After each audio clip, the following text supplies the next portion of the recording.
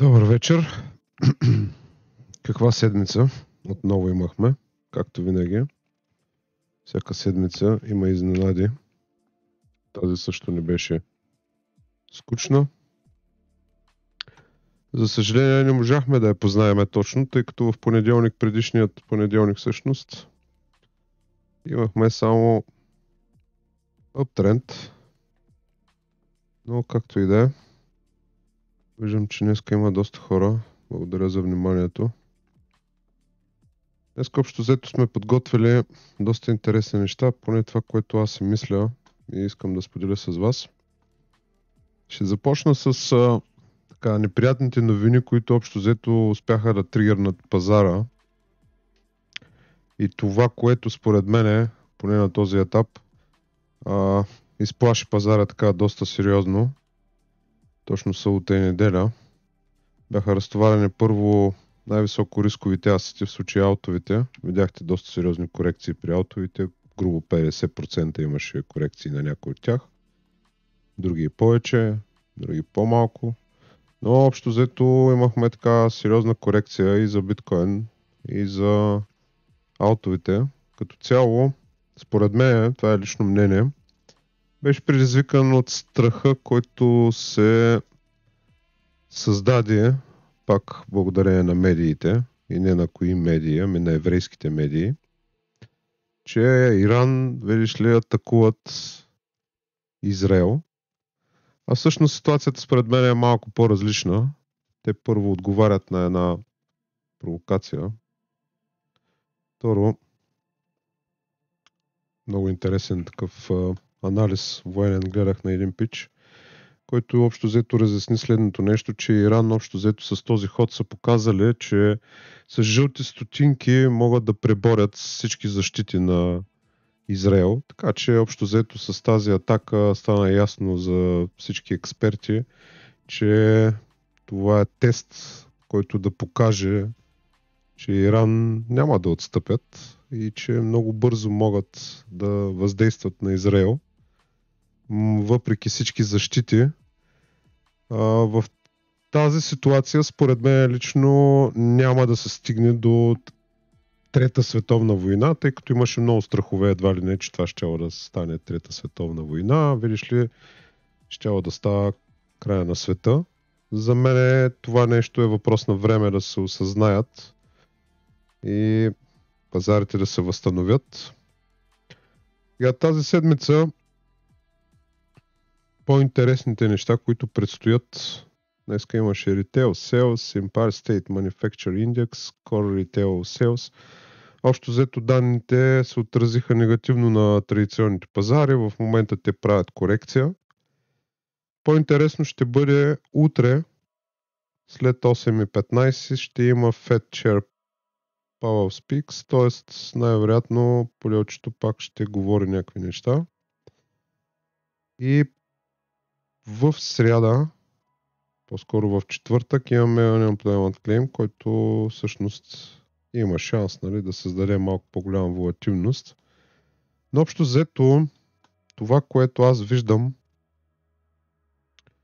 и въобще това, което аз си мисля, гледайки графиките, ще започна пак по традиция с традиционните пазари. Това е S&P.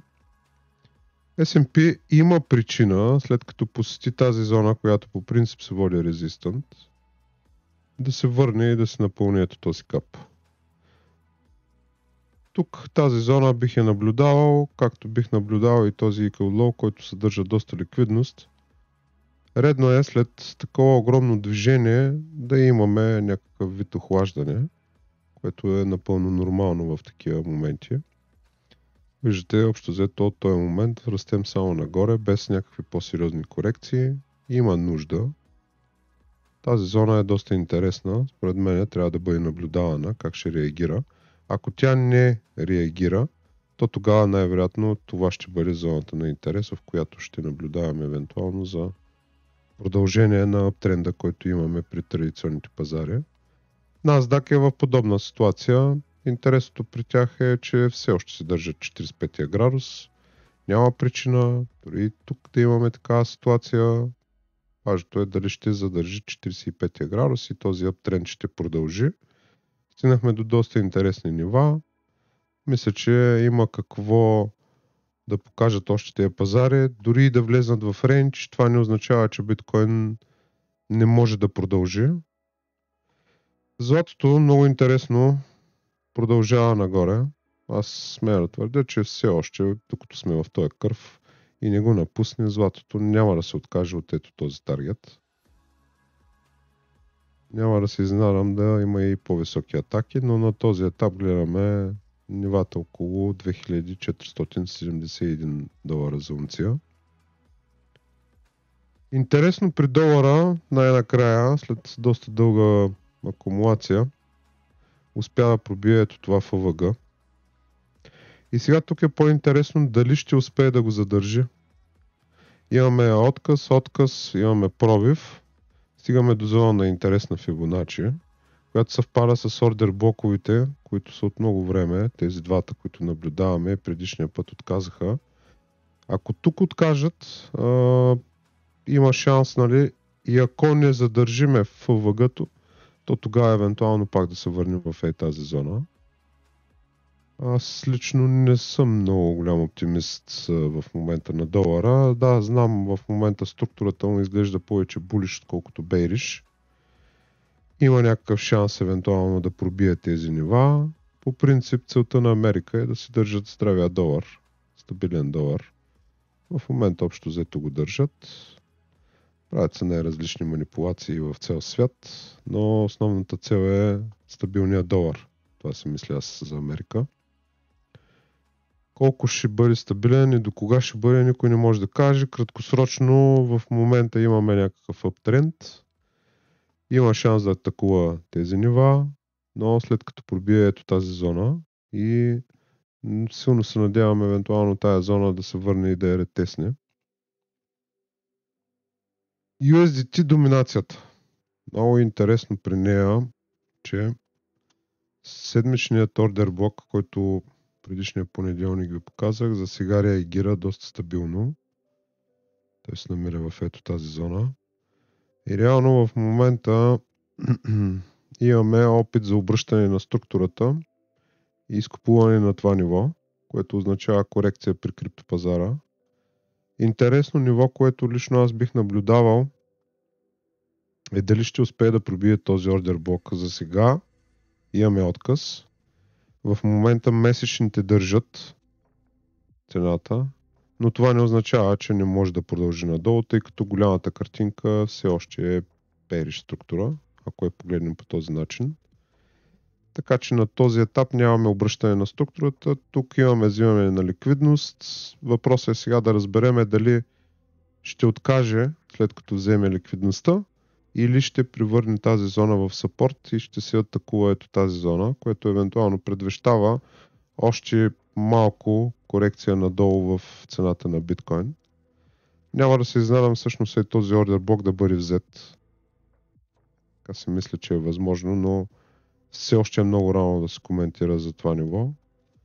Но общо взето се намираме между ето тези два ордер блока. Това е резистанта, това е съпорта.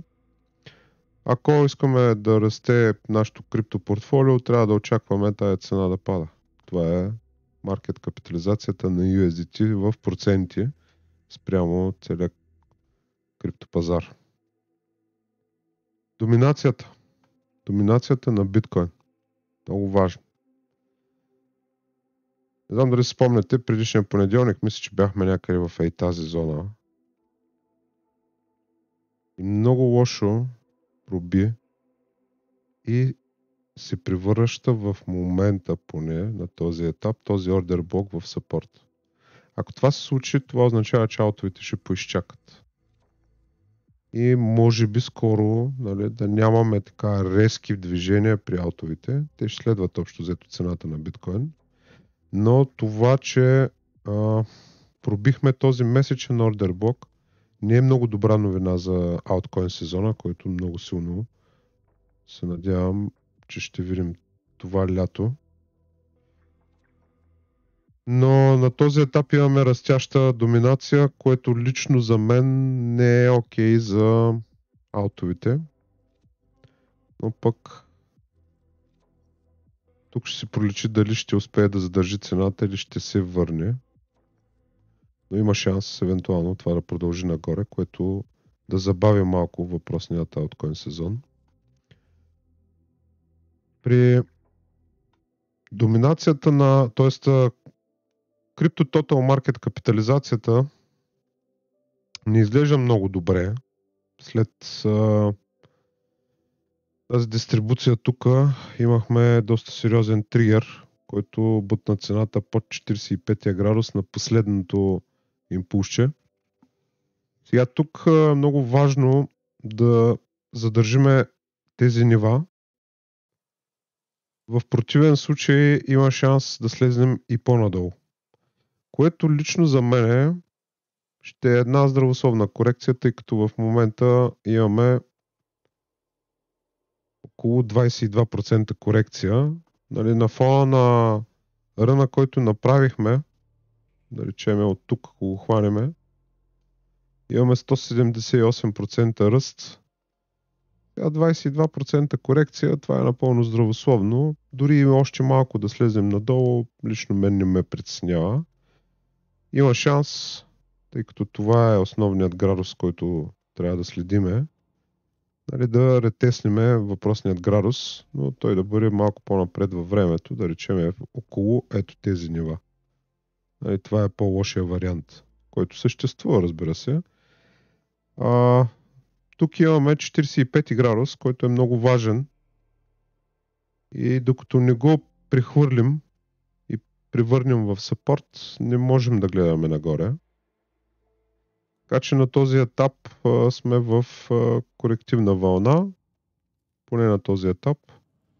Много бързо нещата се променят, виждате, но според мен има шанс, нали, след като традиционните пазари се направят корекциите, криптото да се успокои, да има някакъв вид акумулация, дори и още едно бръкване да има в тези зони, то тогава евентуално след пробив и ретест да направим по-сериозна атака отново и да преодолеем тези нива, тъй като тук имаме доста сериозна акумулация и мисля, че е възможно. Относно крипто Total Market капитализацията, ситуацията е подобна. Изтървахме 45 градус, два много сериозни кендала, последният ордер блок, който не беше проверен, беше докоснат. Това става дума за Ethereum и всички аутове. Без биткоин. Тук нещата са малко по-зле, защото реално те са и по-волатилни, както нагоре, така и надолу. Ethereum спрямо биткоин също не се представя добре. Ето тук се вижда в ето тази графика. Изтърва много важния 45 градус, отказа се го и първото логично ниво беше в ето този си ордер блок, който от отдавна наблюдавам, който не беше ретеснат и сега за първи път го ретестват. Но все още е рано да гледаме нагоре за Ethereum и за ауткоин сезон, тъй като вече сме под тези две линии. Едната е 45 градус, това също е 45 градус. И реално ние искаме да го видим над двете линии, за да повярваме, че има шанс за някакви по-сериозни движения. По същият начин стоят нещата и с крипто Total Market капитализацията. Без биткоин и Ethereum, само на аутовите в случая. Този 45 градус е изключително важен. След като го преодолеем него, тогава евентуално можем да погледнем нагоре. На този етап сме под този 45 градус. Много е важен, поне за мен. Имахме ретест на последният ордер блок, който го превърнахме в брейкър блок на дейли. Имаме ретест на важно фибо и задържаме две уиклита, които са много важни. Силно се надявам да задържиме тези уиклита, да прехвърлим тук и да задържиме. И тогава евентуално да имаме продължение на въпросният аптренд, който имаме от доста време. Но на този етап аз лично не виждам нещо, което да ме притеснява чак толкова много. Важен е този последният 45 градус. Тук имаме още един, който евентуално може да играе съпорт. Сега, докъде би продължила въпросната корекция? Лично аз наблюдавам нива, които специално за аутовите говоря. Ето този ордер блок, който ми се иска да се превърне в брейкър блок всъщност.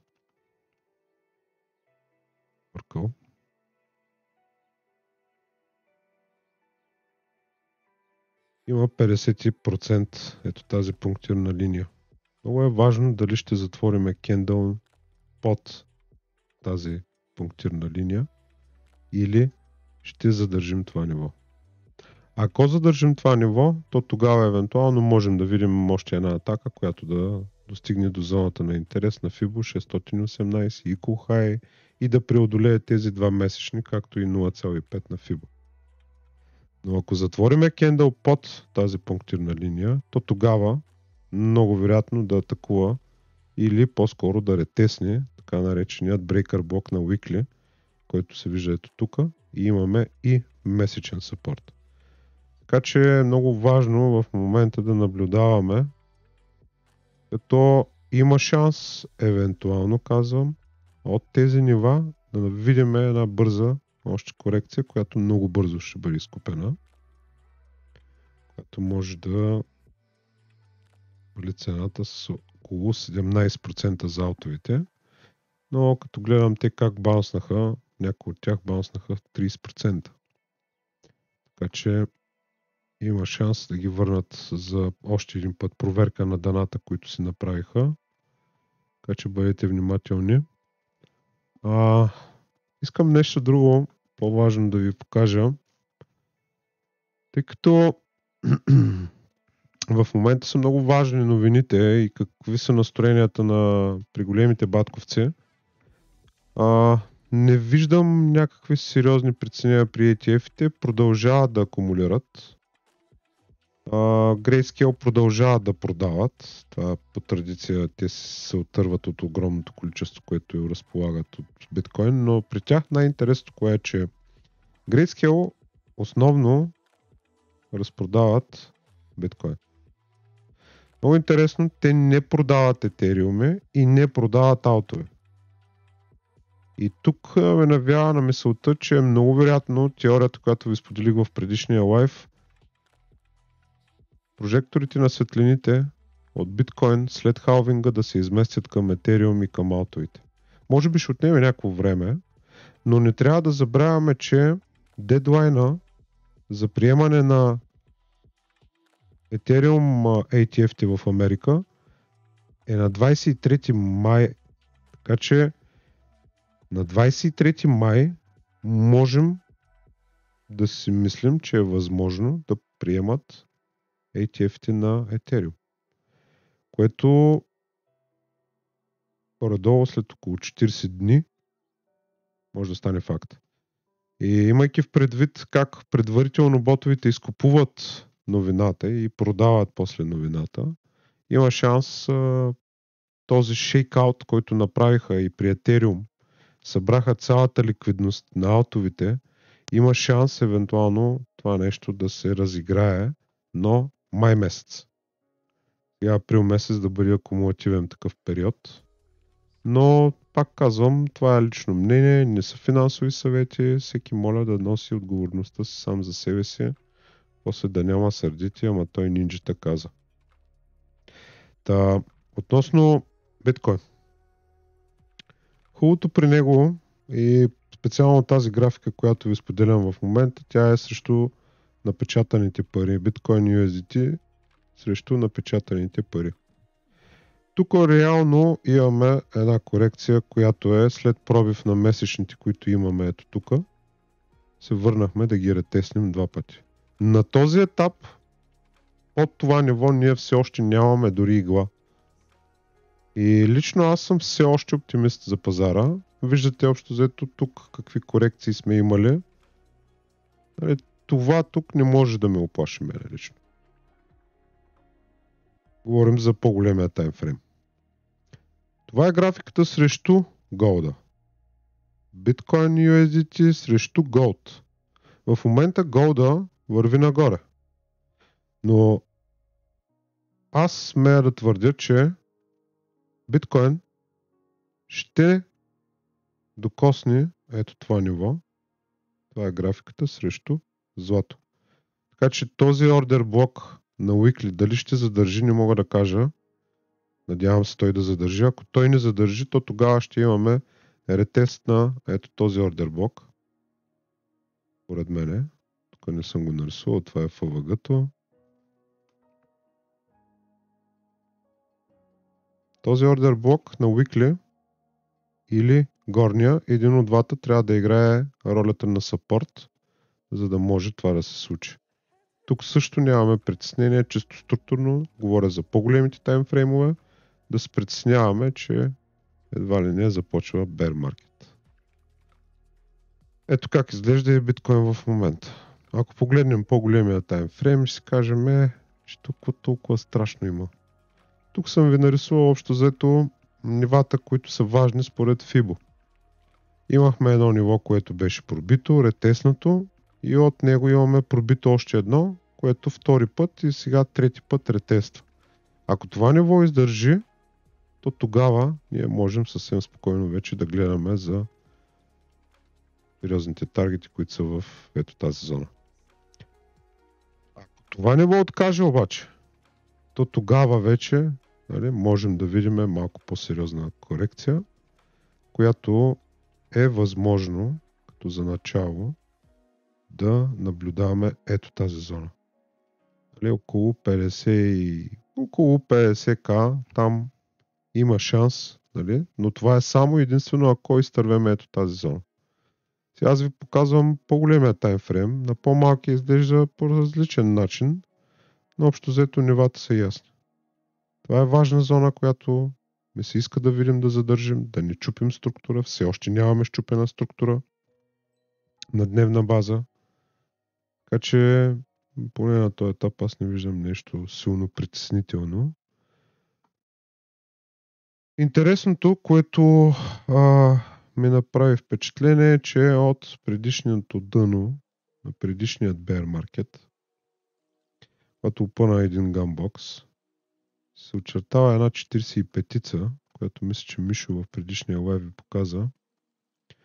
И тази 45-ца е много важна според мен.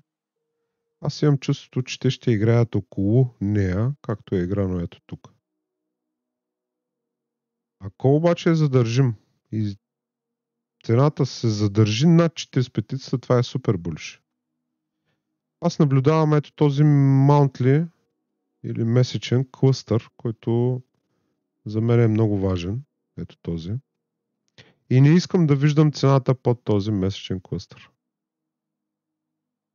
Тоест, вярвам, че този месечен клъстър би задържал цената и би върнал отново биткоин над 45 градус, което по принцип трябва да бъде тълкувано булшит.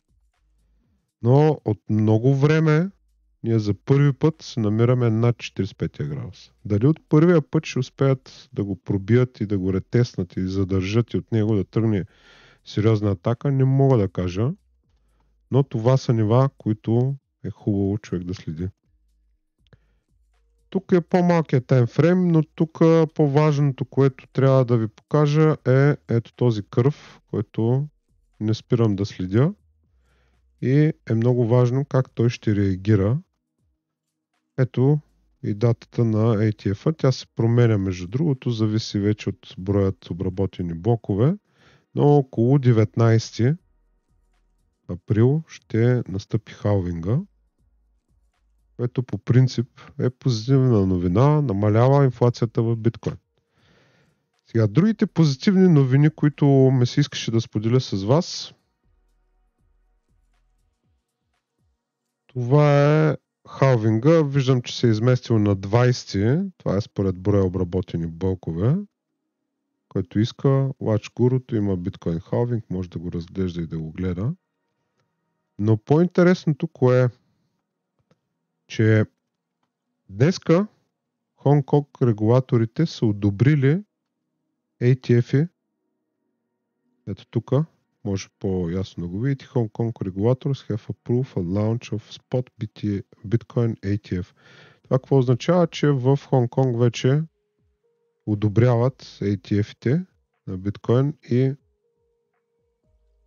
ще се появят още едни батковци с много пари. Това е добрата новина. Другата добра новина, която успях съвсем случайно да срещна, е, че една от най-големите федерални банки в Германия са обявили партньорство с Bitpanda Exchange и започват да създават продукти за тяхните клиенти. Така че това също е много сериозна, много интересна новина, което създава допълнителна ликвидност в традиционните, т.е. в криптопазара и особено този на биткоин. Сега, който иска, ето този сайт искам да ви го споделя, cryptopanic.com, много интересен, той събира агрегатор на новини от абсолютно всички сайтове, доста интересен, има медиа, има новини, който му е интересно, нека да го разгледа, но е важен. Тук общо взето ние сме го закачили, мисля, че го имаме и в Дискорда. Там също има доста новини, което му е интересно, тъй като по някой път новините оказват влияние. Макар че аз не съм фундаменталист и не се кефя толкова много на новините, но те общо взето тригерват настроенията на пазарите. Сега другото важно нещо, което ми направи на мен лично впечатление, е, че доста сериозни количества биткоин се пазаруват в ниските нива, около 60 хиляди.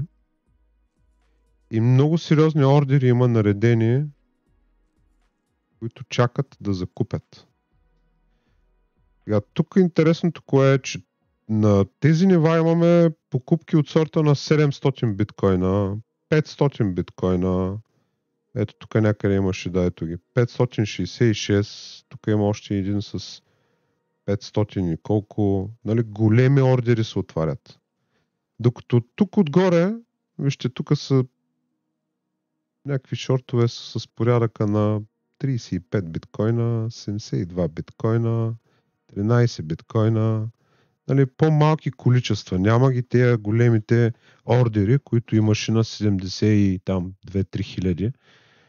Нали, ордер от сорта на 1000 биткоина за продажба. Другото, което ми прави впечатление е, че ликвидността в момента е много тини, т.е. много тънка от долната страна и доста сериозна от горната страна.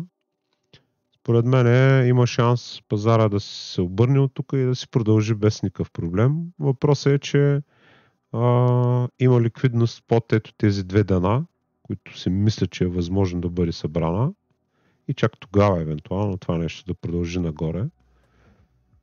Но това е в краткосрочен план. Трябва да наблюдаваме чисто структурно, тъй като в момента структурата успя поне на малкия таймфрейм да се обърне и ако задържи структурата си, ще е добре, което означава, че има по-високи дъна и по-високи върхове. Но времето ще покаже, тъй като доста е динамичен пазара. Относно ликвидността, която наблюдавам в HighBlock Capital, искам да ви кажа, че беше събрана доста сериозна ликвидност с това движение. И общо взето започва доста сериозно да се трупа около 73 до 77 започват сериозни натрупвания на ликвидност. А другата, която логически има шанс да посетим като ниво, това е около 55-56 хиляди. Това са така ключови важни нива. Ако изтървеме 60 хиляди, има шанс с една бърза игла, каквито тук видяхте, да направим още едно взимане или така наречения liquidity grab. След което се надявам, че ще имаме по-сериозно изкупуване и доста по-бързо връщане от сегашното. Но не мога да кажа на този етап кое е по-сигурното. Лично аз мисля, че дългосрочно, ако погледнем на пазара, сме много повече булиш, отколкото бейриш, тъй като гледаме по-големия тайм. В TPO-то това, което ми направи впечатление е, че Ето тук имахме един пурлол, който много отдавна бях се маркирал, не беше ретеснат, т.е. това ниво беше необходимо да бъде оправено. След като го оправи, имаше доста сериозен баунс и много сериозно започнаха да изкупуват ето тук цената. Сега тези ретестове, които имаме, или така наречени шейкаутове, те са за да изкупят възможно по-големи количества. Имайте в предвид, че ако искат да шейкнат пазара, той се случва много бързо, както ето тук и ето тук, и много бързо започва да бива изкупуван. Ако има още едно бръкване, ето тук, проверка на тази зона, според мен много бързо ще бъде изкупено. За мен лично в TPO-то ето този Point of Control, или така наречен Naked Point of Control на Volume профила, около 62 000 е важен, тъй като не е тапнат. Виждате един път, два пъти, не е тапнат. Под тези две дана имаме доста ликвидност. Има шанс, нали, много бързо так, да тапнем това ниво и да тръгнем да оправяме всички ето тези нива, които виждате тук. Това за мен е пур хай. Това не е стабилен хай. Тук имаме непроверен VWAP. Тук имаме Naked Point of Control на Volume профила. Тук имаме на TPO-то непроверен. Имаме Pure High, имаме Equal High. Имаме още таргети, които доста сериозно бяха оставени и според мен те няма да останат и така. Сега разбира се има едно но. Ако пазара подаде под някаква причина,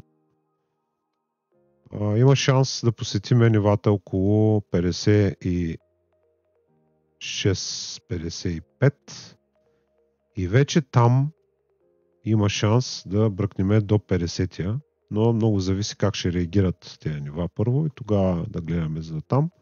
Но първо нека да видим дали въобще това ниво ще успеят да го пробият надолу, тъй като, пак ви казвам, ето в тази зона беше много важна. Относно футпринта, това, което на мен лично ми прави впечатление е, че само секунда. Че тук имаме дивергенция в делтата и доста сериозно започнаха да я изкупуват в тези зони. Ето това тук е повишаваща се цена, докато делта волюм показва, че имаме повече продавачи. Това какво означава? Това означава абсорбация на шортовете. Има шортове, които сега заради новини, заради настроения, заради технически анализ, те погледнаха вече за надолу. Доста дълго време пазара вървя нагоре и първият момент, в който имаме така по-сериозни новини, бръкване за ликвидност, общо взето се сменя сентимента или настроенията на пазара и доста хора започват да шортват пазара, тъй като те започват да следват тренда. В случая тук имаме нарушаване на структурата и те следват тренда, но биват абсорбирани. Това е важно да се отчете. Сега дали тук по същият начин ще се случат нещата, не мога да кажа, но пак виждаме, че шортовете отслабват, тъй като делтата е равна, а цената е по-ниска. Това се води също дивергенция, само че е регулярна. Така че наблюдаваме. Зоната около 62 000, въобще 62-60 е много важна, поне за мене, на този етап. Ако случайно тази зона подаде, следващата зона е, пак казвам, около 56 000. Това е много интересно ниво, тъй като тук имаме седмичен Fair Value Gap плюс дневен в него. Така че ето тази зона около 56-55 е много важна, но това е само ако тази зона подаде. Имайте в предвид следното нещо, доста често ми се е случвало назад във времето. Тези кървове, тъй като те не са на 100% гаранция никога, даже те съдържат доста сериозна ликвидност по някой път, бръква, събира, връща се и има шанс да се случи и нещо такова. Сега, дали точно така ще се разиграе, не мога да кажа. Има шанс евентуално Value Area High на този рейндж да задържи, ордер блока на дневна да задържи и цената да продължи за нагоре. Но божа работа, никой не може да ни гарантира нищо в момента. Аз лично тук, ако бих търгувал за нагоре, бих търсил ето тук отдолу едно стопче или под ордер блока едно стопче и ще търгувам за нагоре. Само секунда да видя някой друга графика. Да, е този триъгълник, който ясно се виждаше отпреди. Виждате, общо взето, по две докосвания имаше. Беше събрана ликвидността от горната страна, събрана ликвидността от долната страна и наближаваме датата на халвинга, която 19-20, някъде тук ще е. Което не мога да кажа как ще реагира, но тези триъгълници по принцип те са continuation, те следват тренда, когато са по този начин. Има шанс, нали, след взимане на ликвидността отгоре, взимане на ликвидността отдолу на триъгълника, дори взехме и ето този inducement, цената да продължи, но ми се иска да го видя над ето тази зелена линия, което всъщност е ето този канал. Този канал, общо взето, вие го знаете, те от вас, които следят лайфчетата. Имаме доста сериозен канал, който успя да пробие тук. Предишната седмица, като си говорихме, той беше над канала, но вече е под канала. Така че е много важно да видим как ще реагира и дали ще успее да се върне отгоре или ще има по-сериозна корекция, която, пак казвам, най-лошия вариант, според мен, е да върнем до 50 000. Това е 50% случая на този канал. Има го и това лазара, но това може да се случи само единствено ако изтървем ето тези зони. Тогава можем да погледнем към тази. На този етап аз не гледам надолу. По-скоро искам да видя тази зона дали ще издържи. Тук на по-малките таймове, това, което съм маркирал е имаме Naked Point of Control над нас, имаме и Naked Point of Control на обема под нас. Така че в момента се намираме между ето тези две нива, 67,200 и 62 грубо. Много е важно да не слизаме под ФВГ-то на дневна и ордер блок на дневна имаме. Виждате, имаме съпорт и от тези два месечни, които са доста сериозен съпорт. Тук можем даже така да го добавим като съпорт. Момент. Ето това ниво. Това ниво играе ролята на съпорт. Това, което идва от назад във времето ФВГ-то на дневна, както и този ордер блок на дневна. Сега, как ще реагира, дали ще успеят, дали няма да успеят, не мога да гадая. Тук за мен лично риск менеджмента е приемлив и може да се търсят лонгове. Тук при биткоин лошата новина е, че на ето този импулс имаме изпускане, нали, на 45 градус, но лично за мен, тъй като той е много остър самият импулс, не е фатално, тъй като ме интересуват най-големият ето този 45 градус. Докато не напусна ето този 45 градус, не продавам абсолютно нищо от long-term инвестициите си.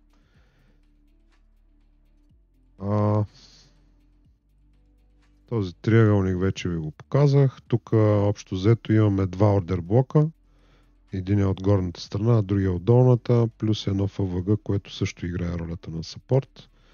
Много е важно как въпросният халвинг ще се отрази на цената, как ще бъде прият от long-term инвеститорите.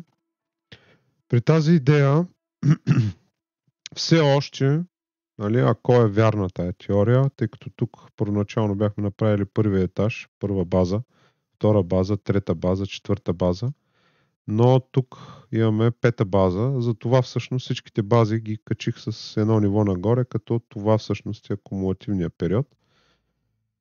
И тук все още държиме ордер блока на weekly, нямаме причина, кърва си държи и евентуално, нали, ако има някакъв мощен импулс нагоре, после да има някакъв мощен надолу, но пак казвам, това е само теория, не е гаранция, че ще се случи точно така.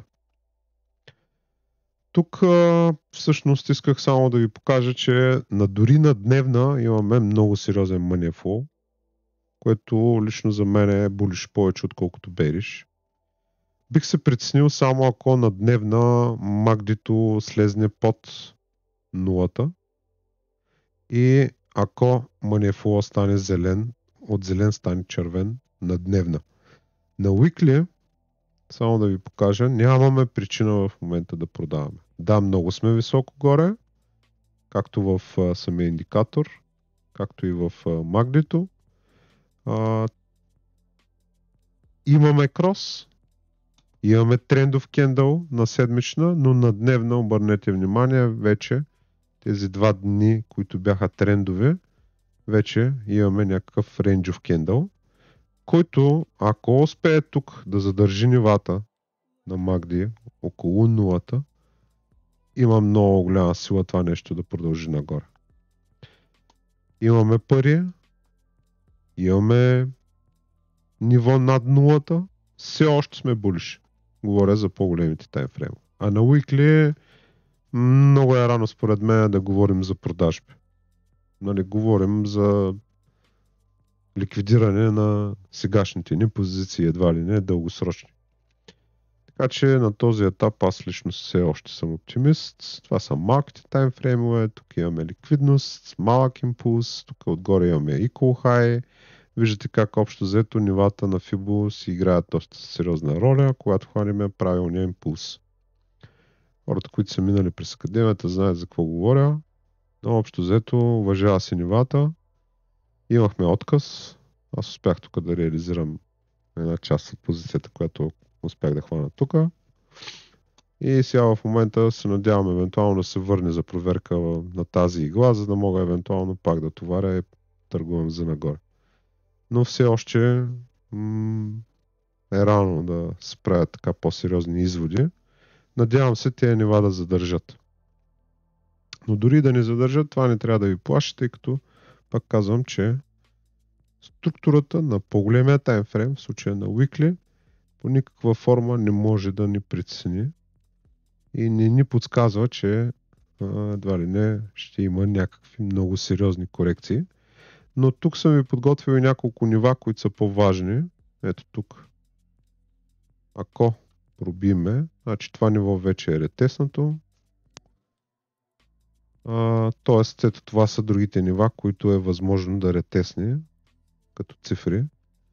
Така че, нали, имаме изпускане на 45 градус.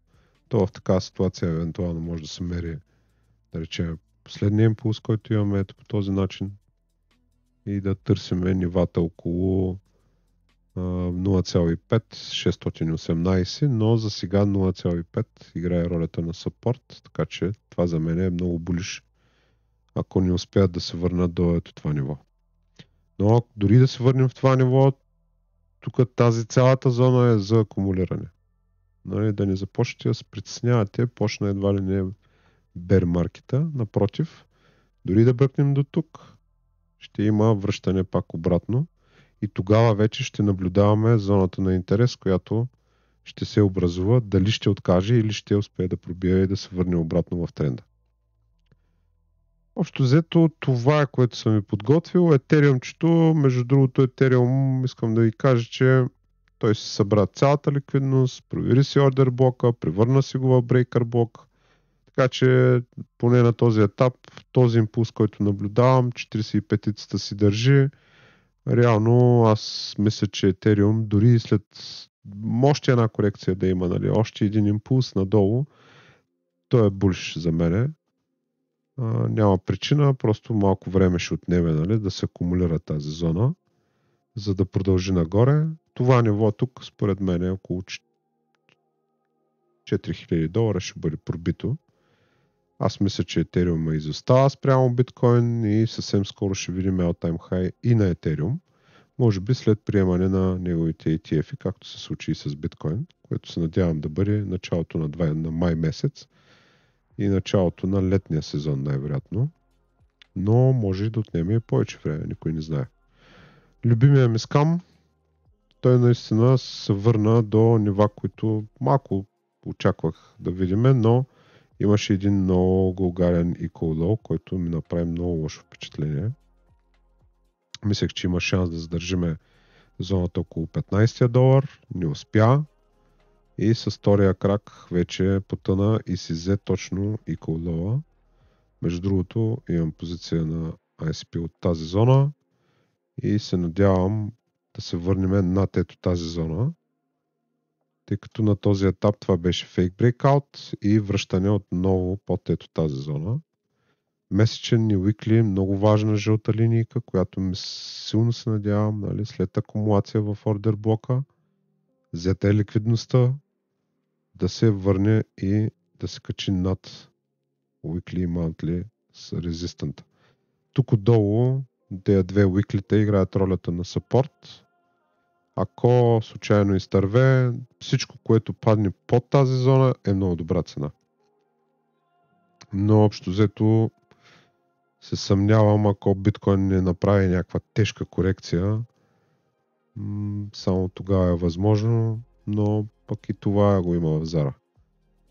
Лошото при специално при ICP е, че за съжаление си изпусна 45 градус, което по принцип не е фатално, тъй като се намираме около 45 градус и това цялото движение може да се окаже фейк. Така че трябва да се наблюдава на по-големия таймфрейм и тази седмица силно се надявам то да затвори над 45 градус, т.е. над $13 искам да го видя. Днеска се зарадвах, като го видях, че се върна на 13,70, но в момента пак е под 45 градус. Сега има шанс, нали, тези нива, които много хора очакваха, да ги посетиме, ако имаме някаква мега сериозна корекция при биткоин, но честно да ви кажа, 50% корекция при аутовите е напълно допустима, особено при доста сериозни рънове, каквито се направиха повечето аутове. Така че няма да се плащате, това е здравословно, ще отнеме малко време за акумулация и предполагам, само предполагам, разбира се, че пазара ще продължи нагоре. Така че това е, което исках да споделя, само да видя нещо да не пропускам, но дори да пропускам, другите момчета, те със сигурност ще допълнят това, което съм пропуснал. Ами толкова от мене. Кой ще е следващия? Младенски, давай, че аз не съм готов. Младенски. Давай, Младенски, ти си, братко. Благодаря за вниманието на всички. Надявам се под някаква форма това да ви е било полезно като информация. Младенски, само секунда.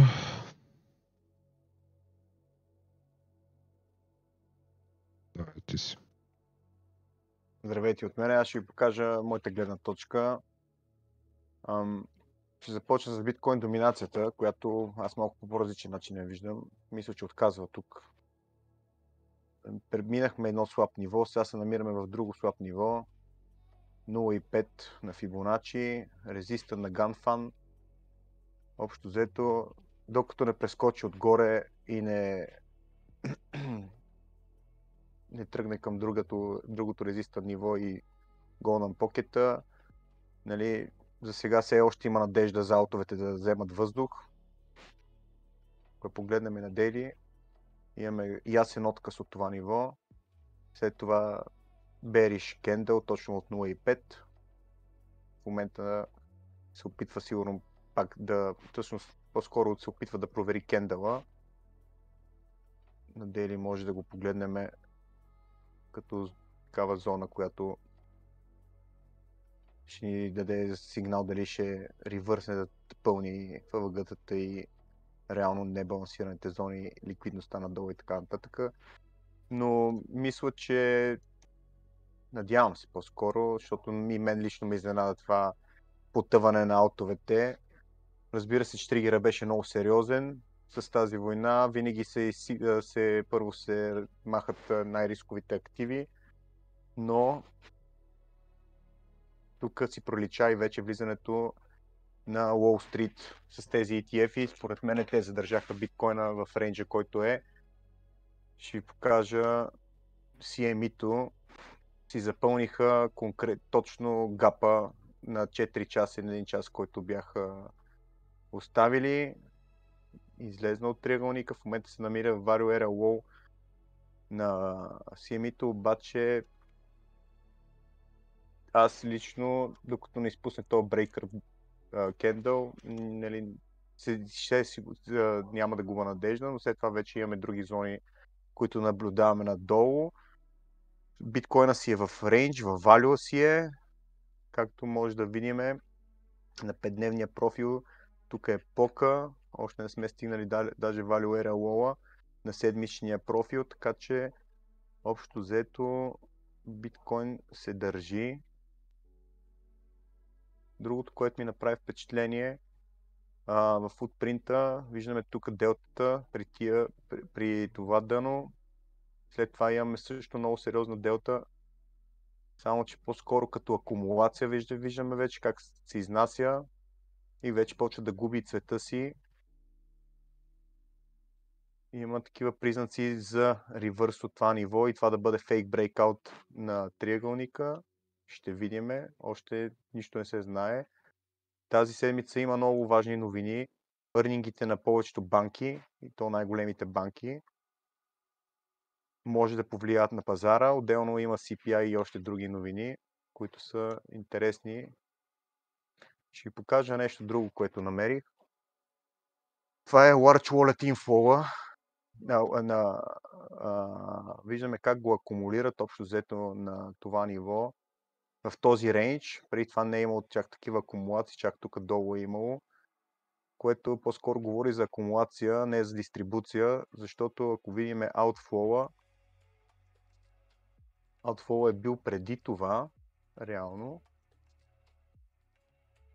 а сега нямаме такъв outflow, поне не се наблюдава, което е интересно.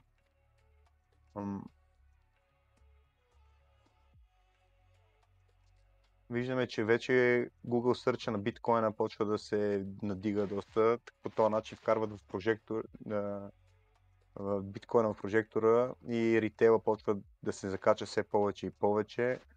Друго интересно е, че Open Interest е доста висок. Доста, виждате къде е бил на предишния all-time high. Сега на какво ниво е от Open Interest. Волюма също, ако го погледнем, почва да връща доста сериозно ниво, почва да влиза.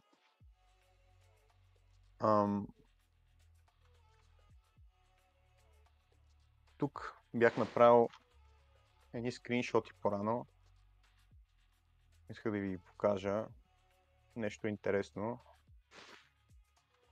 Как реално се купува на спот и се продава на фьючерс предимно. Това е такъв хедж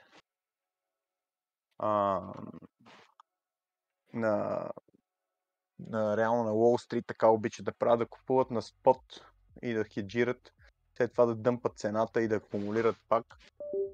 Мисля, общо взето, както Алекс спомена, BlackRock продължава да си акумулира ETF-и. При тях няма outflow за сега, виждаме само inflow, което също за мен е някаква вид булиш.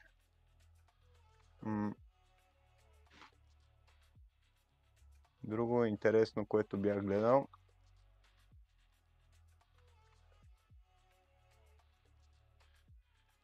Ще ви покажа долу-горе паметта на пазара как работи.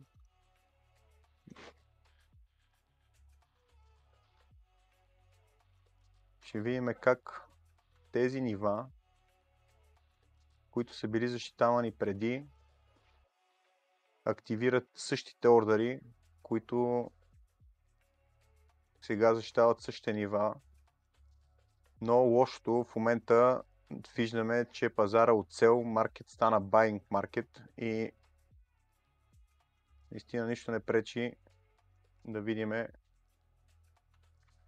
Само секунда, че много му дойде информацията.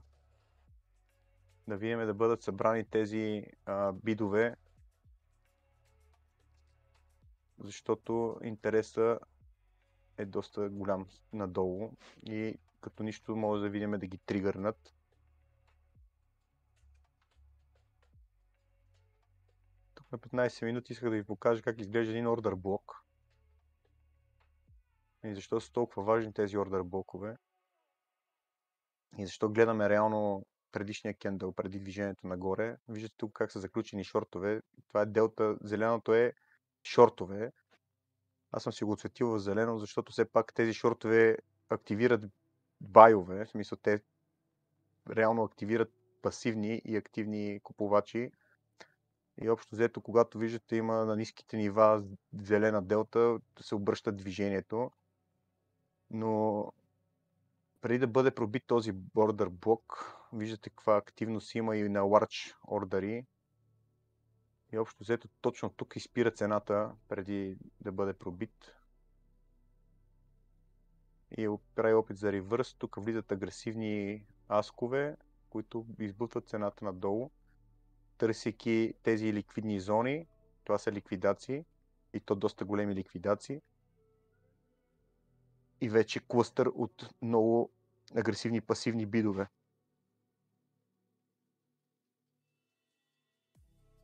Ако погледнем liquidation левелите, къде са? Liquidation левелите реално на... Сега гледаме все пак 15-минутния таймфрейм.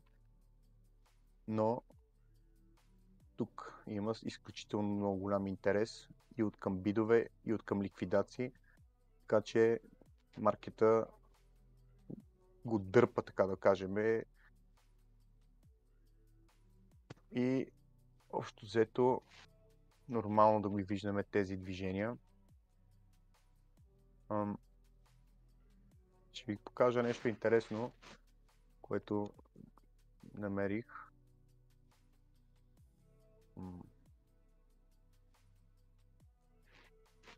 На Daily това е EMA 100.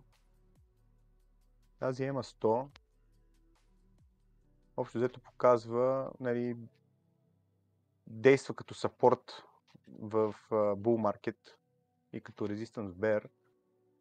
Винаги я тества, може да бръкне, нали, малко под нея, но като цяло във всичките цикли на биткоин тя е долу-горе главният сапорт на биткоин.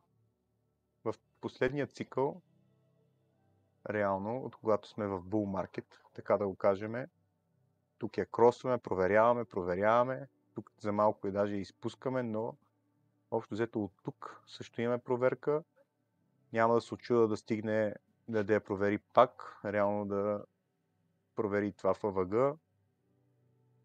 Имаме даже и да бръкне и до 0,5 на този импулс. Също няма изобщо да виждате, както виждате, няма нищо страшно в това нещо.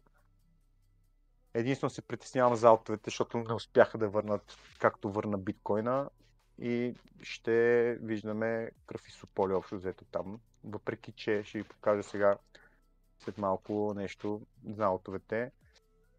Биткоина, както виждаме, си в Value Area Low, нали, както Алекс каза, ордер блока.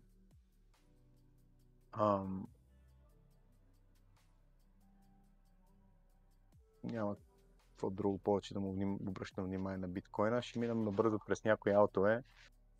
Това, което искам да ви покажа е, че ако погледнем аутовете на по-голям, всъщност на импулса отдолу до върховете, които направиха, реално това е Golden Pocket и примерно Polkadot и повечето такива не успяха да си счупат структурата, бъркнаха, взеха ликвидност и в Golden Pocket задържаха. Не можаха да направят V-shape, който направи биткоин, но показаха сила на изкупуване. Ето примерно и при Algorand. той също бръкна отдолу, но пак е в това на ниво RNDR-а. Същата история. 618. Сбъркане до 786. Фил, същата работа.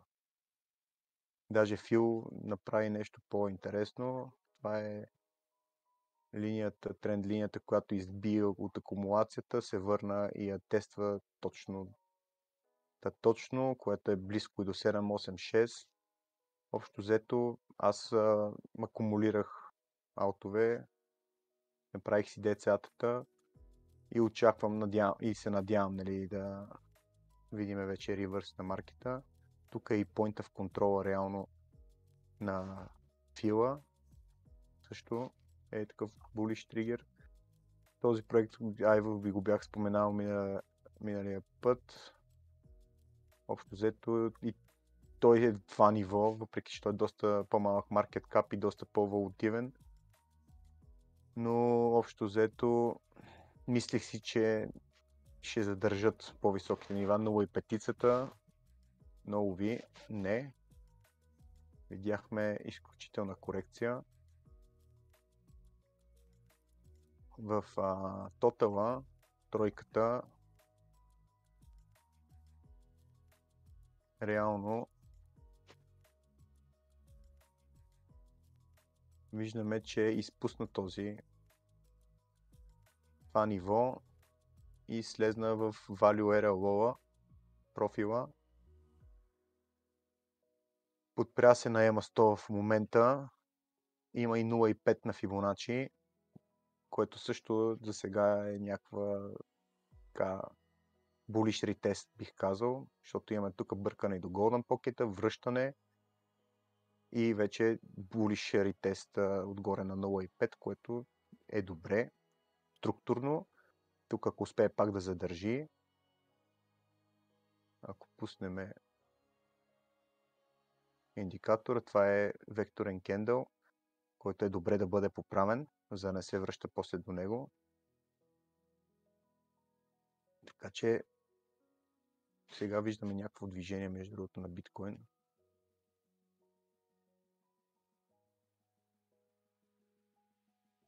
Надолу.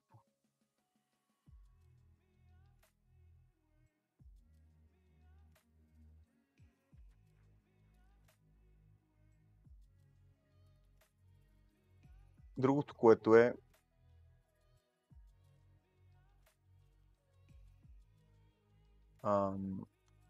индикаторите ни показват, че почва да образува и някакво дъно на daily time frame.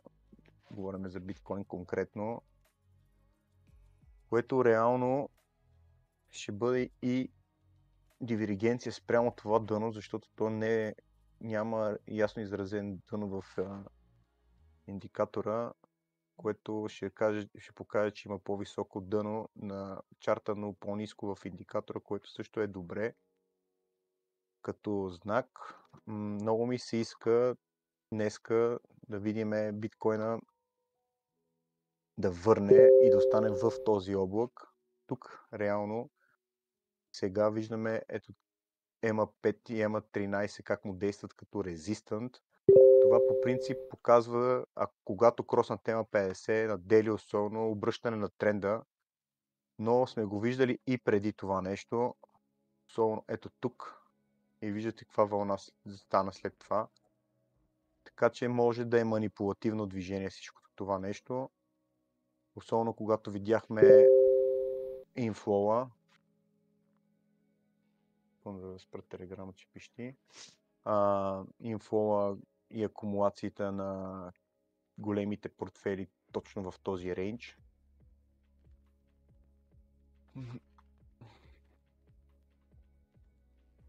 Така че аз лично все още съм булиш. Да, имаше шейкаут при аутовете, но нищо фатално не е станало. Както сме говорили и преди, винаги трябва да се застраховаме и да оставяме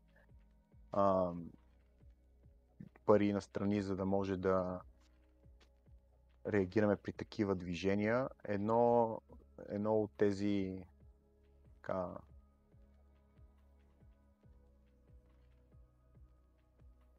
възможности за реакция е, примерно, стратегията така чуваната, не знам дали я знаете, 20-20-40.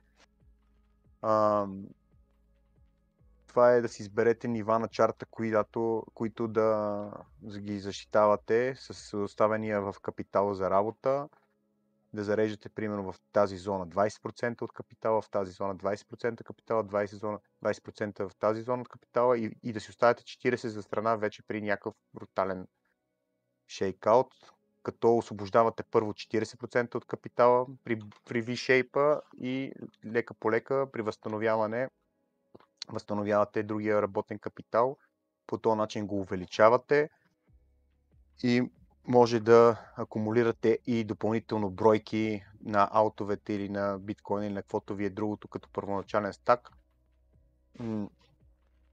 Така че винаги трябва да имате и да сте готови посоката в двете страни, и за нагоре, и за надолу. Много е важно да си взимате някакви профити, особено при такива по-агресивни движения, защото виждате, че когато особено при аутовете се видя, когато направи едно хубаво движение нагоре, общо взето се връща да си го поправя.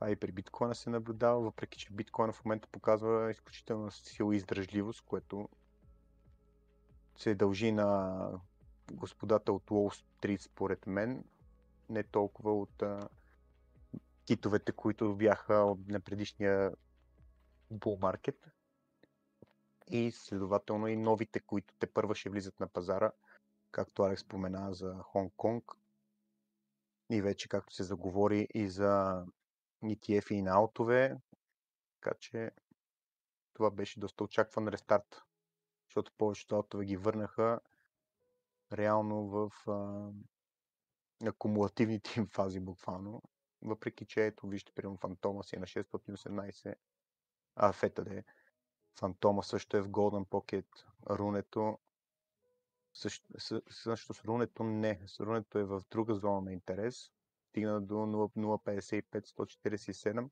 И виж атома. Атома е кома. Атома също всъщност е... Къде е атома? И атома даже 786 задържа точно. Нали, с игла, разбира се, но реално тази игла, ако забележите, е да оправи ето този векторен кендъл тук. Реално атома даже има, може би, един от най-чистите чартове. Той няма неоправен векторен кендъл на дейли база от ръна си нагоре, което какво ще рече, че му остава да оправя само тия, които ги оставил сега с ръна си надолу. Което, по принцип, е добре. Исках да обърна внимание и на Ниера. Също Ниера, тук не знам дали въжи, не съм го наблюдал това за EMA100, но при биткоина си е доста показателна за движеща сапорт линия. Арбитрумчето си запълни почти всичко по пътя. Оптимизма общо взето се върна на тези хайове да провери какво се случва.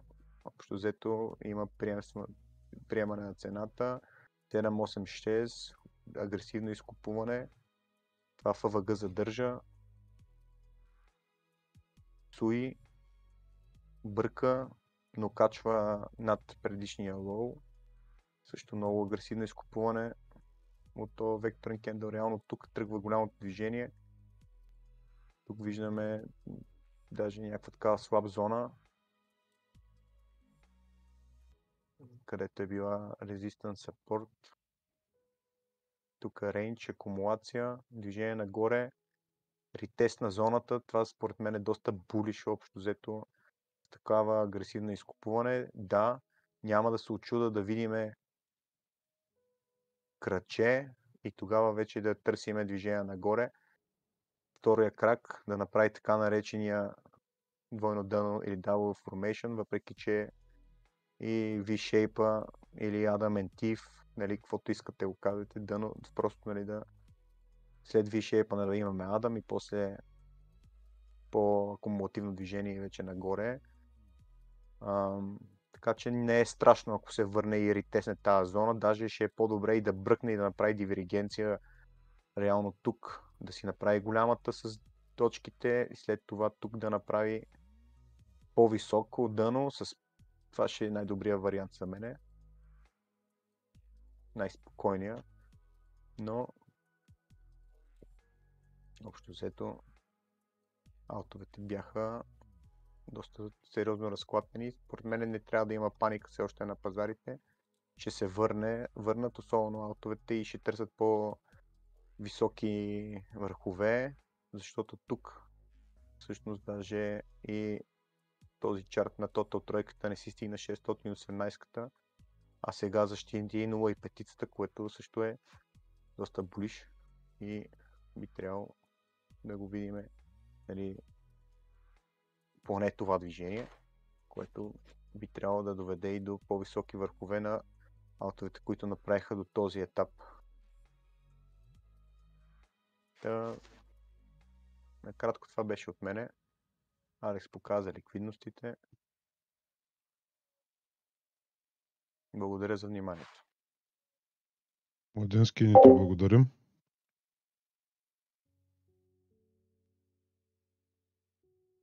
Добър вечер от мене. Пускам екран. Ако се не подготвя, Миша. Аз ще довърша в общи линии. Вие казахте и двамата много от нещата. Как Да не губя виждаш времето. долара? Ами, долара, за мое голямо съжаление, го виждам нагоре. Кажи само като си готов и да Да, готов си. почвам. Така, започвам по традиция от долара. В общи линии, петъка, тук имаше едно доста сериозно движение. Успя да вземе тази ликвидност. Както миналата седмица ви казах, бяхме някъде тук. Нали, от горната страна булиш надолу бериш. В момента взеха тази ликвидност. Петъка се надявах тук да има едно връщане и да проверят това в ФВГ месечно, защото в момента то се превърна в инвърснато.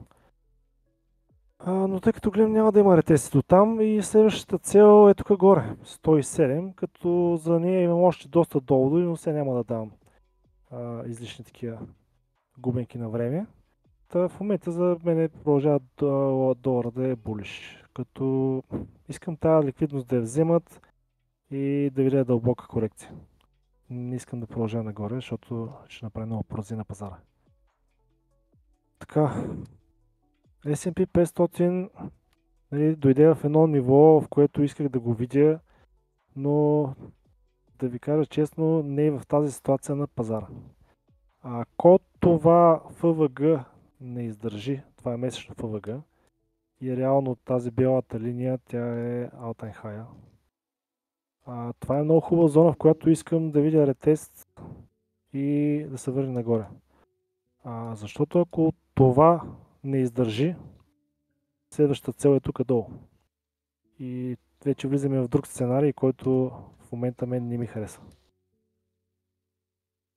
NASDAQ се върна в общи линии, той е под all-time high, бялата линия. Тук имаше една ликвидност, която се беше събрала отдолу, аз съм маркирал като buy side. Петъка не я взеха, защото петъка имаше много хубаво движение, много хубав шорт имаше. Не стигнаха до там, но днеска успяха да тръгнат цената и да слязат надолу.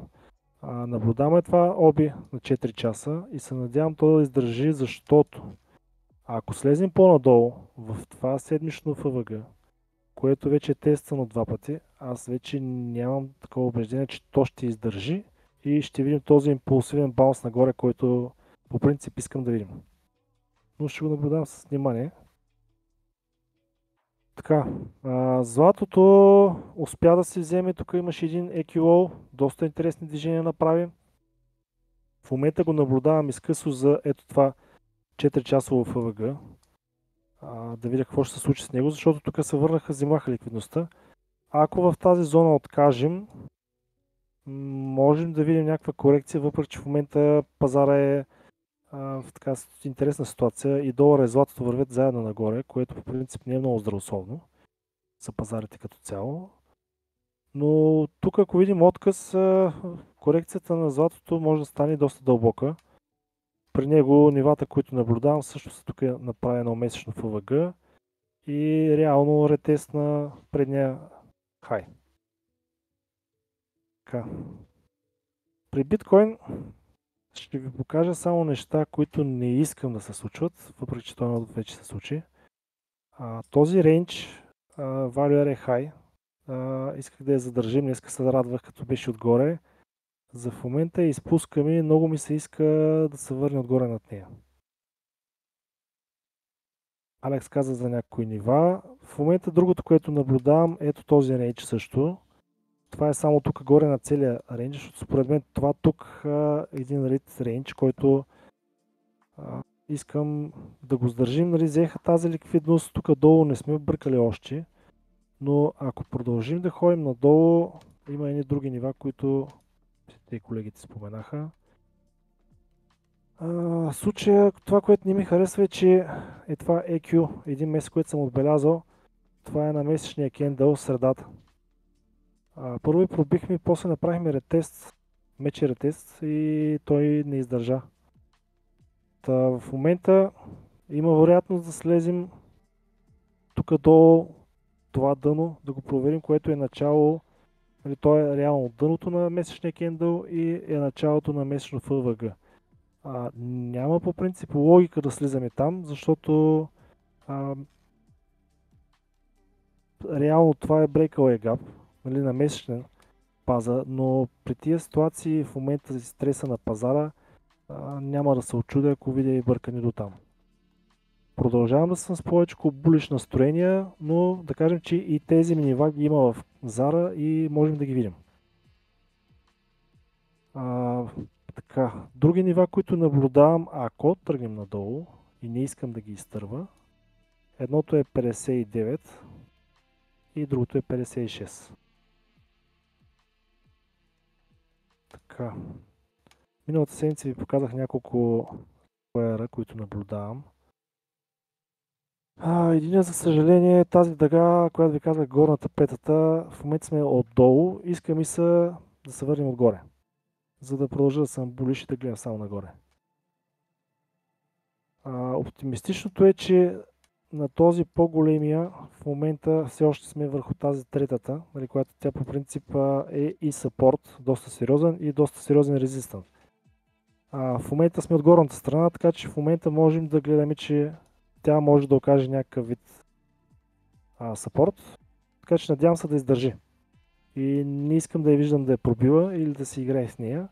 Нали, може така да има някакъв лек сайдвей, нали, да продължим по този ъгъл да си ходим настрани, който е много важен за мен. Това е 45-ца на Square.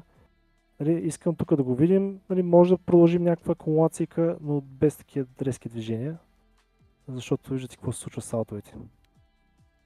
Нали, горките направиха много сериозни корекции. Така, Алекс показа тия нива, които са на фановете. Няма да ви забавлявам с тях. Така, наблюдавам още няколко скуера, които са на малко по-голяма рамка. Като един в момента вече се намираме в третата дъга. Надявам се, ще се върнем.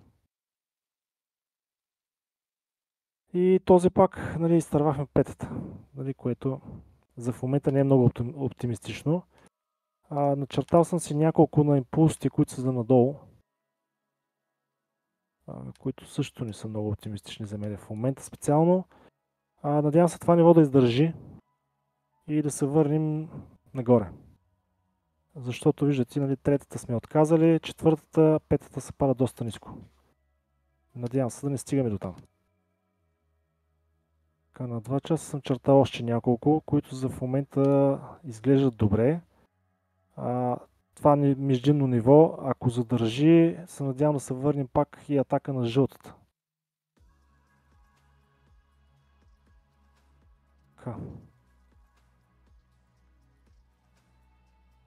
Младен каза за CM-ето. Интересното при тях е, че реално те нямаха това сериозно бъркане надолу в цената, което за мен е положително от цялата история. Защото всичко се случи събота и неделя, когато този пазар не работи. Те отвориха с ето този кендъл, който виждате на какво ниво е, на около 63. Върнаха се тук, провериха този гап, който се беше получил. За съжаление този брейкър не издържа и се върнаха и взеха тази ликвидност. Ако задържим тези нива на CME-то и нямаме по-голямо слизане надолу, аз съм положително настроен, защото отгоре се оставиха доста ликвидност. Но да видим как ще се развият пазарите. Ethereum се върна и си провери 0,5. Както Алекс каза, взимаха долу много сериозна ликвидност. Нямаме нещо, кой знае колко сериозно при него. Дори аз съм доволен, че взеха тази ликвидност, защото наистина отдолу имаше много събрана при него.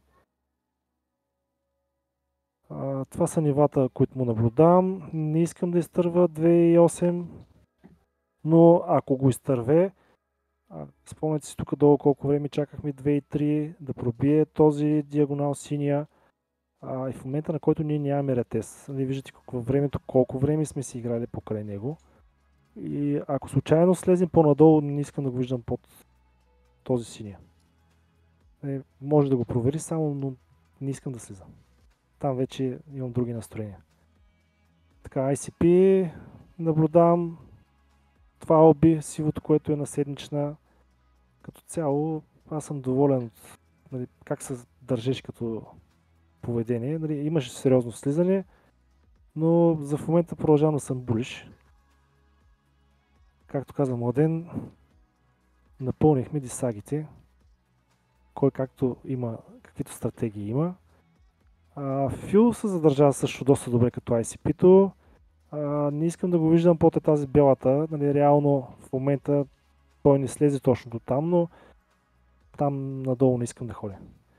Тук може да сега да има още някаква лека корекцика. Всички се надявахме да видим някакъв бърз V-shape, рекавари на този спад, но така като гледам не виждам нещо подобно в момента. Така че по-скоро ще чакаме пазара да набере сили отново. Надявам се да не наза надолу. Ниера се намира в интересно място. На този импулс успя да направи ретест точно на 0,5 и в момента се намира в това ФВГ седмично. И този брейкър, който е също седмичен. Надявам се да ги проби отгоре, ретест и газ нагоре. Руне, Младен каза нещо за него. Задържа си Value Area Low, задържа този зеления диагонал, което е положително. Искам да го видя и над пока и над червената и да се върне отново изходна позиция за нагоре. Атома горкия в момента все още това, което намирам положително е, че се намира в този седмичен брейкър.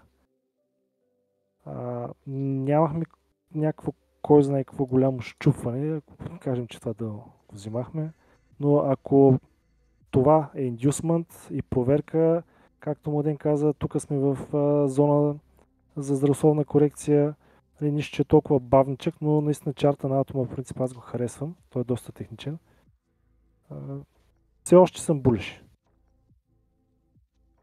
И последния аут, който наблюдавам, понеже аз не съм много голям фен на аутовете. DYDX. И него го наблюдах, защото имаше пробив на 45 цветона, много голям импулс. Не изтърва тази жълтата, което е добре. Ако го видя над бялата, продължавам да съм булиш на този проект. Това е скромно от мен.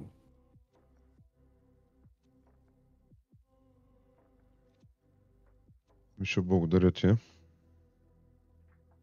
Както винаги, много интересно. Аз като заключение бих казал само следното, че това е една възможност, която дари пазара по време на Bull Market. Това е лично мое мнение. И много хора помня как като бяхме горе, казваха, ако върня ще купя, обаче сега доста хора нещо са оплашени, не купуват. Аз, ако трябва да съм честен с вас, добавил съм си даже Атом на $8, Фил на 5,70, Алго на 16 цента. И общо взето вярвам, че това беше една хубава корекция, една хубава възможност. Много хора очакваха, нали, някакъв вид корекция при биткоин, обаче всъщност корекцията дойде при аутовите. Което, пак казвам, според мен е здравословно, но не го приемайте за финансови съвети, ние не сме финансови съветници. Единственото, което правим тук е да споделим нашите гледни точки. Аз пак казвам, че бих се радвал, ако има повече хора, които искат да споделят тяхните си гледни точки. Знам, че има много такива хора с различни гледни точки и мнения по въпроса, но бих се радвал дори и в чата, когато нещо ви е интересно, може да споделяте. Както и за това всъщност е създаден Дискорд. Общо взето да споделяме и да си помагаме кой с каквото може. Да, благодаря на всички, които проявяват интерес.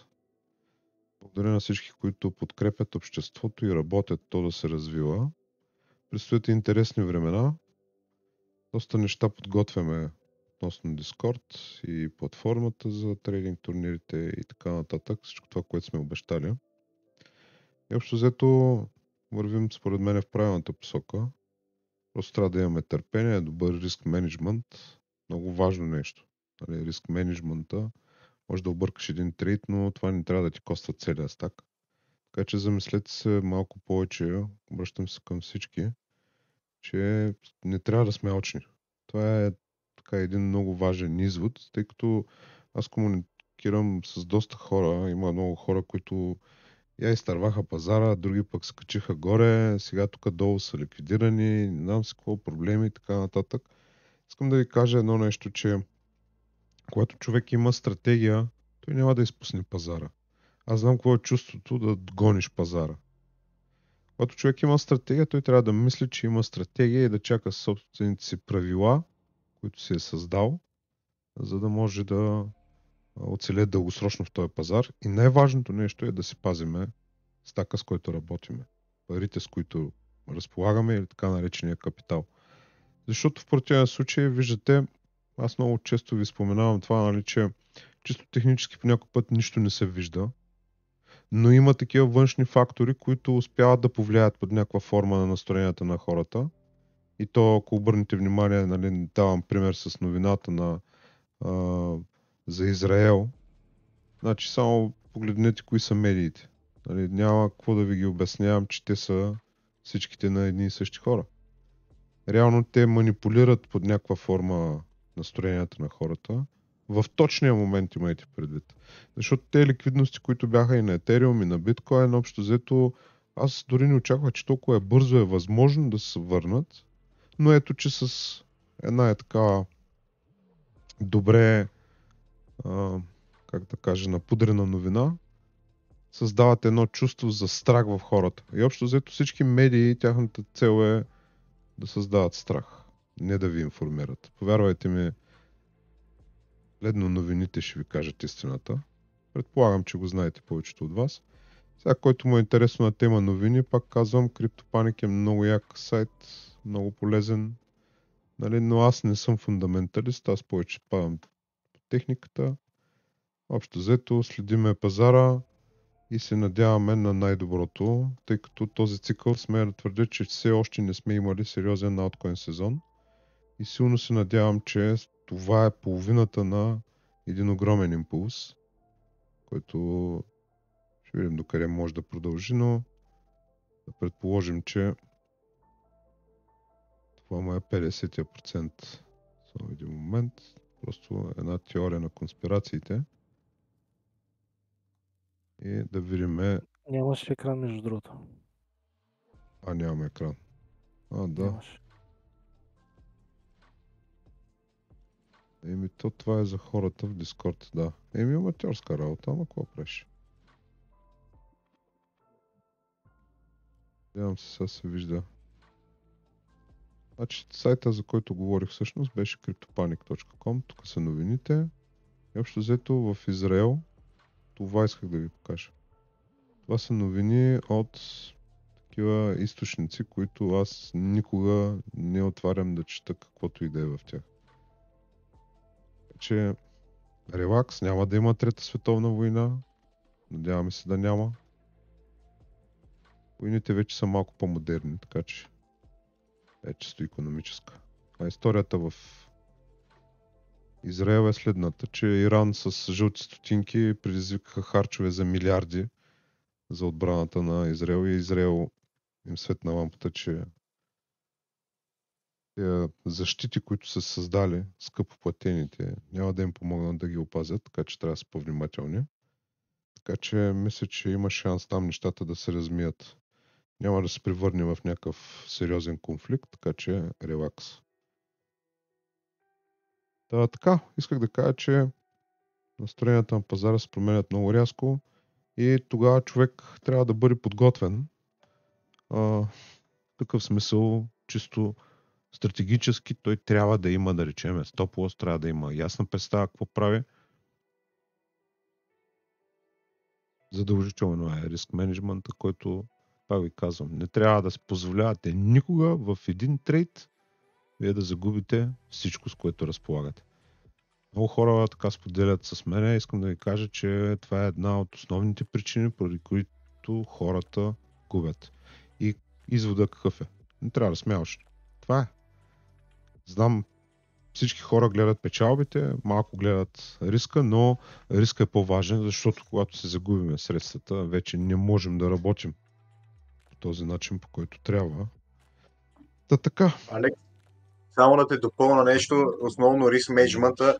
Даже ако изучите риск менеджмента без технически анализ, в трейдинга реално ти е 50-50. И само на база риск менеджмент могат да бъдете печеливши. Без да добавят някакви други инструменти или каквото и да било. Така че риск менеджмент е наистина основата на основите неща в трейдинга. И най-трудното, разбира се, защото трябва да и после дисциплина, за да си го спазвате. Най-трудното в случая е дисциплината и да преборите себе си, тъй като ако погледнете в огледалото, ще видите вашия най-голям враг. Така има една поговорка, нали, за трейдинга, така че чисто емоционално хората не издържат. Я са алчни, я са страхливи, я нещо се случва. А вие реално, ако имате ясна стратегия, която ви казва, трябва да видят първо правило, второ, трето и четвърто правило, само тогава бих рискувал, защото всеки трейд е риск. Никой нищо не знае какво ще се случи утре. Можем само да предполагаме и да гадайме. Но трябва да сме подготвени. Дори за най-лошото нещо да сме подготвени. Аз, ако трябва да съм честен, имах позиции, които ми удари стоповете, но имаше хора, които примерно пък продължиха да се защитават, което беше много тъпо. Аз не съм фен на тези защити, особено когато става дума и за леверидж. Имайте в предвид, че те са най-коварните трейдове, които може да се забъркате. Така че по-добрият вариант е да ти удари стопчето, да изчакаш, да видиш някакви условия по твоята стратегия, може да е на малкия тайм, може да е на по-големия, на най-големия и да си предприемеш някакви мерки или действия, да се защиташ безкрайно. Искам да ви кажа, че 90% между общото на хората, които се оплакаха последните месеци, е точно това. Липсата на риск менеджмент и в един трейд успяват да се наврат целите до гуша. Така че наистина давам ви един приятелски съвет. Не го правете, не го позволявайте. Винаги си прецените риск менеджмента и търгувайте с малка част. Тук има много хора, които ще ми зададат един въпрос, който едно момче ми зададе. Все си мисля, че парите като стоят и нали, не работят, искам всичките да работят. Да, ама стратегията ти не го позволява. Нали? Трябва да имаш винаги капитал, с който да разполагаш и да можеш да отреагираш. Иначе загубим ли си капитала, после всичко става, почват се отмъщения, почват се увеличаване на двойно на риска, почва да става неприятно, всяка вечер се будиш, гледаш телефона, потят се ръцете и става неприятно.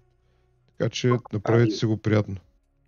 И едно допълнение не е точно така, че не ти работят парите, защото примерно Binance по време на помпите стейкинга на USDT стигна 30%. Така че...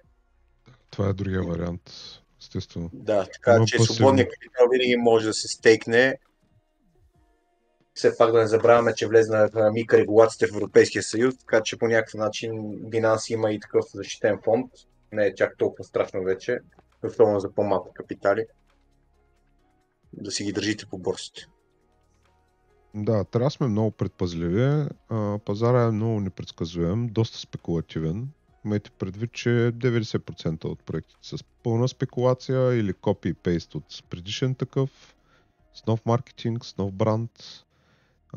Опитват се общо взето да ни продадат какви ли не бакуци. Хубавите неща не се коментират, тъпите неща и тези с най-много проблеми са най-рекламираните. Така че правете си извода, къде е истината. Но аз виждам доста интелигентни хора, виждам доста хора в час, хора с опит в това общество, което лично ме радва. Обменяйте информация, помагайте си. Доста така информация се опитваме да споделяме в Discord. Надявам се да ви е от полза. Аз много харесвам ончейн анализите. Тук беше ясно, че разпределиха общо взето печалбите, т.е. държението на биткоин между long-term и short-term инвеститорите 50 на 50. Т.е. балансираха го този пазар, но който иска, тук има повече информация, може да разбере повече. Много други неща се опитваме да споделяме. Аз лично съм фен на много от тези секции тук, които виждате. Сега виждам, че и другите момчета и те си работят в тяхна област. Има много интересни кибер хора, които общо взето те са малко с по-спекулативните игри, ако така мога да се изразя. Има хора ориентирани към ICP, въобще към Dev идеи и създаване на проекти в Web3.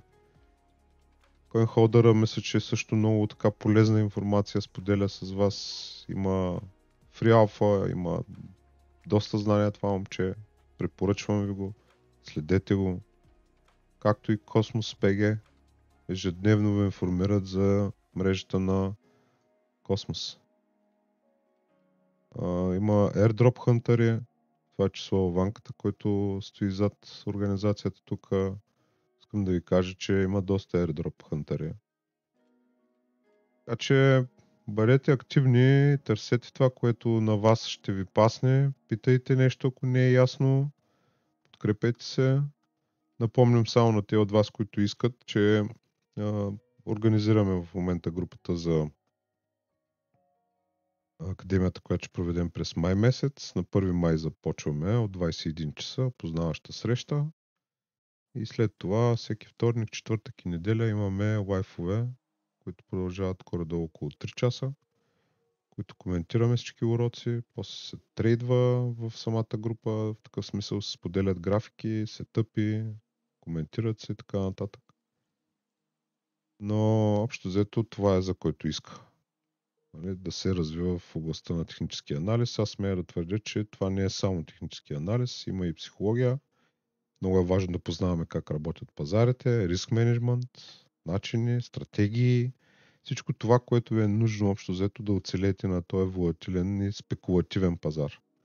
Защото наистина някои хора казват, че Форекс е бил най-труден, аз мисля, че обаче криптото е най-трудно за трейдване.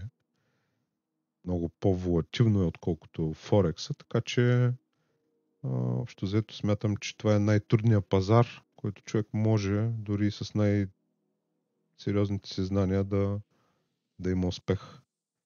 Но всичко е въпрос на добър риск менеджмент, пак ви казвам. Това, което ви каза и Младен, мисля, че е напълно вярно. Така, това е, което исках да споделим с вас.